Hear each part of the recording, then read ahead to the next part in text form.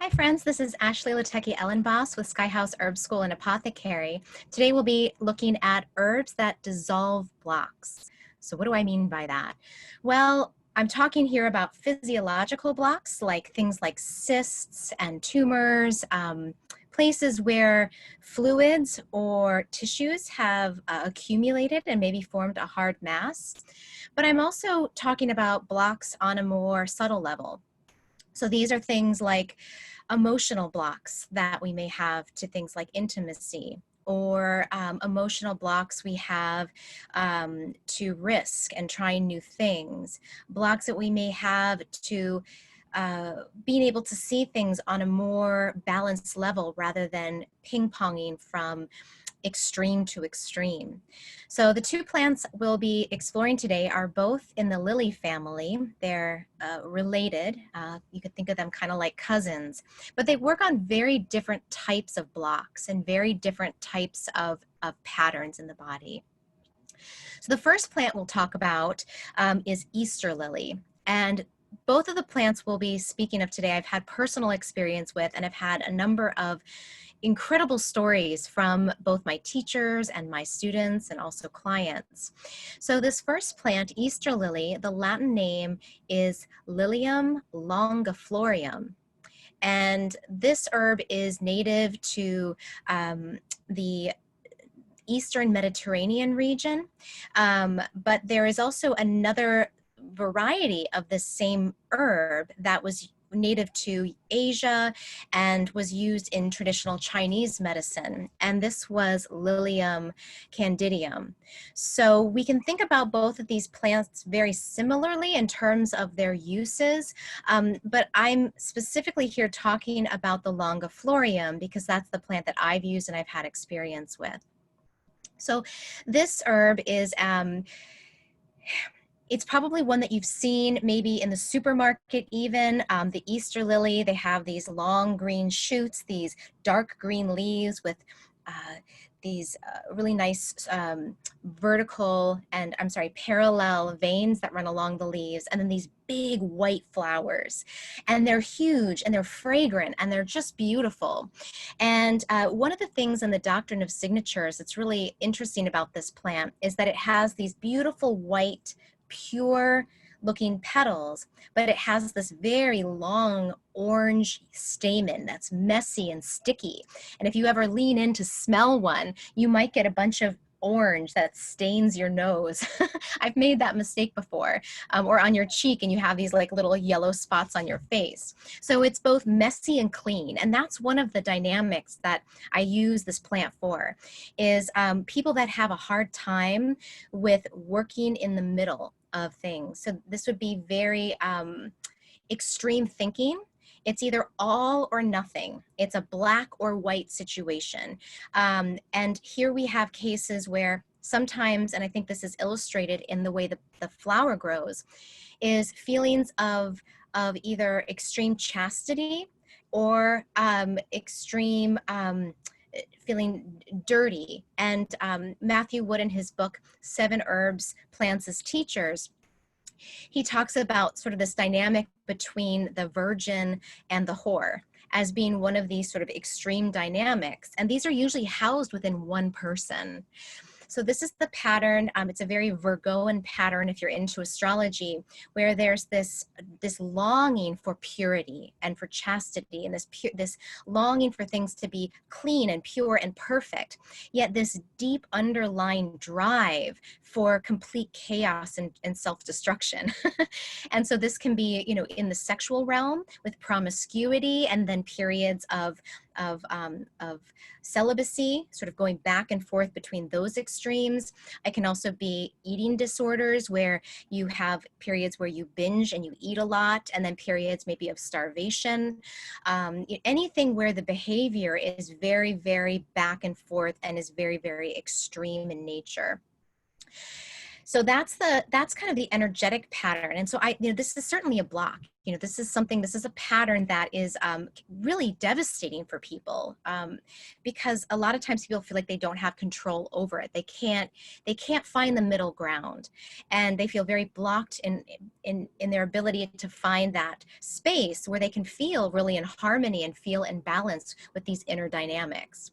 Now, on a more physiological level, sometimes what shows up in people with this pattern, or sometimes separate from that particular pattern on a more physical level, are stagnation in the breasts and the formation of cysts. And so, cysts are basically like fatty tissues that are holding fluids in. And the way that I think about them is it's sort of like something that's walled off in the body that is maybe something you don't want to deal with, right? So it's something that, like, oh, I'll just deal with this later. I'll put this in the back of the fridge. I'll put this in the back of the closet, right? And so a cyst is sort of like it's walled off matter from your own body that your body just doesn't want to deal with. And we're not talking about cancerous cysts here. We're really talking about more benign cysts, specifically things like fibrocystic breasts, where the tissue of the breast gets very, very dense and can be very, very painful in the weeks before the period. Usually about a week before the period to a few days before the period, the breasts will swell, they'll get hard, and they'll ache and can be potentially very painful. So we have those cysts. We also have ovarian cysts, and these are cysts that form on the ovaries, and these also have cyclical kind of patterns where they'll get more painful and get larger and then get smaller. So again, there's this pattern of extreme movements of growing and shrinking, both in the breasts and the ovarian tissues. So this is an incredible herb for it. And so the story I like to tell is me and two of my girlfriends. This was probably, gosh, maybe like 10 years ago. We all got a copy of Matthew Wood's book, 7 Herbs, Plants as Teachers. And we decided to go through it and read each herbal chapter and then take that plant. So we started off with Easter lily, which is the first plant in that book. And we started taking 3 drops a day. And we all had fibrocystic breasts. And one of my friends also had ovarian cysts. So it was incredible because taking 3 drops a day, all 3 of us had significant decrease in breast tenderness before our next period. I mean, like, it was that quick. Then we continued taking it because we were like, this is really working well. So we all continued to take it for 3 more months. So there was a total of 4 months, at which time my breast cysts completely went away. And I've had fibrocystic breasts since I was 16. And, the cysts completely dissolved, went away. And then both of my other girlfriends had the exact same thing. Their breast cysts disappeared, went away, didn't come back, and they still haven't. All 3 of us still talk, and no problems there. One of the girls who had the ovarian cysts, she started taking white peony along with the Easter lily, and she had a large cyst that had been measured. I think it was large, maybe like the size of like like a lemon or something. And she was supposed to have it surgically removed. Well, that was before she started taking these herbs. So she went back to have it checked to see, and get scheduled for when she was going to have the removal. And guess what? It was completely gone. The doctor could not find any trace of the cyst anywhere. And so she associated it definitely with the combination of Easter lily and the white peony root, which she was taking for that just only 1 month. So that's an incredible story. So the dosage for this plant, if you want to give it a try for either of those, really any of the patterns we've discussed, would be 3 drops once a day. And if you have menstrual issues associated with any sort of blockages, then you may want to take it, or you may need to take it for at least 3 months or 3 full cycles before you see a difference. So you might not have as quick of a response as we did, but you may. So check that out and see if it's an herb that will help you. This is also a plant that can be used as a flower essence. And so you can either use the bulb in a tincture form, or you can use the flower essence. And what I used was a blend. It was a combination of the flower essence and the bulb. The only place I've been able to find it is a girl who's a friend of mine, because we share Matthew Wood as our common teacher. Her name is Kara, and she runs the herb company called Bear Wallow Herbs, BEARWALLOW Herbs, and she's based out of Mount Shasta, California. So if you go and visit www.bearwallowherbs.com. You can order her medicines. She harvests everything wild from the mountains, and what she can't harvest wild, like the lily, she grows, and she's an incredible medicine maker. So I recommend her for all of your herbal needs, and specifically for this plant because it's very, very hard to find. The second plant is another one that's really good for more like torpid, blocked waters in the body. And this is the herb which is called white pond lily. And the Latin name is Nymphaea odorata. And odorata because it has this beautiful fragrant smell. So this herb is native to Europe. Also North America, so it's native to the Americas. It grows here. It's under the dominion of the moon, and this is from the teachings of Nicholas Culpeper, who was a medical astrologer. And so therefore it cools and moistens the body. So this is an herb that is very, very interesting. It's like one of those kind of bizarre herbs that it's not really talked about much, but I remember when I heard of it, I was like, just taken by the plant and its story. So Matthew Wood taught me about this plant. He calls it underwater panther medicine or underwater cat medicine. And the reason for that is that the root is this big, slimy, gelatinous root that looks like a big catfish. And apparently in Native American tradition, it was only to be harvested from a virgin, a young girl in the fall time, or maybe no, actually I think it was in the springtime, and it was like it was a very sacred plant, and you had to be very, very careful with it when you gather it and make medicines.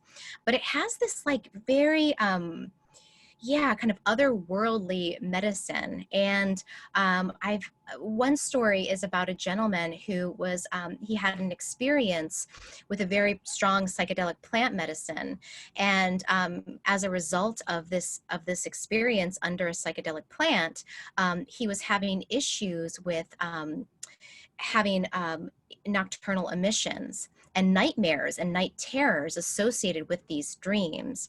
And so Matthew recommended taking 3 drops before bed. He ended up taking more like 10 to 15 drops before bed. But in a matter of a month, that entire pattern shifted. So again, it's deep water, panther, genitourinary type of stuff that it works on. So it's if you think about like any issue that's related to darkness and depth and kind of like the underbelly of your subconscious, all the things that lurk in those murky waters, this is a medicine that it just sort of like stirs the pot and gets the waters flowing and cleanses those deep murky waters in the body. So it's a really good kidney remedy. It's good for the urinary tract, and it's also really good for the sexual organs. So we see this relationship sort of similar to the Easter lily I was just talking about. It's another herb that we can think about for any sort of sexual trauma. So, if you've had sexual trauma experience as either a child or as an adult, and you want to start working on it and you want to start dredging it up a little bit, to take a look at it and sort it and start to let some of those patterns go, then this would be a really wonderful medicine to work with. And again, 3 drops, maybe once a day. I would recommend doing it before bed, especially for working on deeper traumas, so that you can start working it out while you're in a dream state, and that can be a little bit easier for the psyche to manage. In traditional Chinese medicine, this herb is used for kidney yin deficiency. So kidney yin deficiency, we can think about it as the yin quality, or the cool, calming qualities of the kidneys, which are the filters of water and emotion. They're deficient. So it's like the water levels are low. And so what can happen is that the underlying yang principle, or heat, can start to rise. So we can think of this as false heat or false fire. So sometimes people will have redness in their face. They'll have night sweating. They'll have sweating in the middle of the afternoon for no reason. And so this this sweating that comes out of nowhere is a sign of this yin deficiency. The heat is overtaking the body. So this is a really great remedy for that type of pattern, where you want to build the cool waters in the body that are going to also, it's going to build the cool waters, but also flush the waters out, which is a really nice combination. Another word you can think of with this plant is torpid waters, just like dirty, murky, mucky spaces in the body. And so I would even think about, if you have, just even like leaky gut, and there's just torpidity, you just feel like there's a full, damp heaviness really in the lower body, then this would be a really good remedy. It's also been used for lower back pain associated with the kidneys, or just sort of a heavy, dragging feeling in the lower back. So those are all really good indications for using this plant.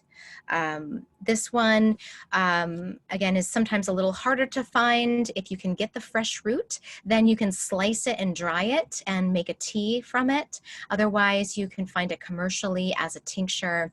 And again, you don't need a lot of this plant. I would say for more energetic uses, 3 drops at night. If you want to go a little bit more, if you're having kidney issues, kidney yin deficiency, and you want a little bit stronger activity, then probably about half a dropper full, which is about 15 drops before bed, would be the recommended dose. And other stories, I used this herb myself recently for some kidney problems I was having. I think I had contracted COVID back in March. And as a result, I was having a lot of kidney pain and kidney discomfort. And for me, not only did it, I used it really specifically for that, but boy, I'll tell you what, it was dredging up other stuff. And I started having these incredible breakthroughs from some of my own traumatic experiences, and some of my own experiences with sexual blocks in my life, and blocks with intimacy and things like that. And I was just like, whoa, it's powerful. And so this has been a really incredible plant in my own personal life. And I recommend it really to anyone that's having these issues and really wants to take a look at them and is ready to do the work. So let me know if you've had any experiences with these plants, what they've been, if there's any other herbs that you've used for dissolving blocks or dissolving cysts, or on the emotional level, these more energetic blocks. I'd love to hear your stories. So thank you for watching. If you're tuning in before the summer of 2020, we're hosting our Summer Herbal Speaker Series starting in August of 2020. So you can visit the website, www.skyhouseherbs.com. Click on the events page. We have free classes all for the whole month of August, free talks with Kat Mayer, Margie Flint, Leslie Alexander, myself, Camille Freeman. So you can just quickly check that out, click on the link, register, and then you can join these talks on herbs for the unspoken places. It's a very, very tantalizing topic. So you can join us for that, hopefully this summer. So thanks again for watching, and I look forward to seeing you all again soon. Take care. Bye-bye.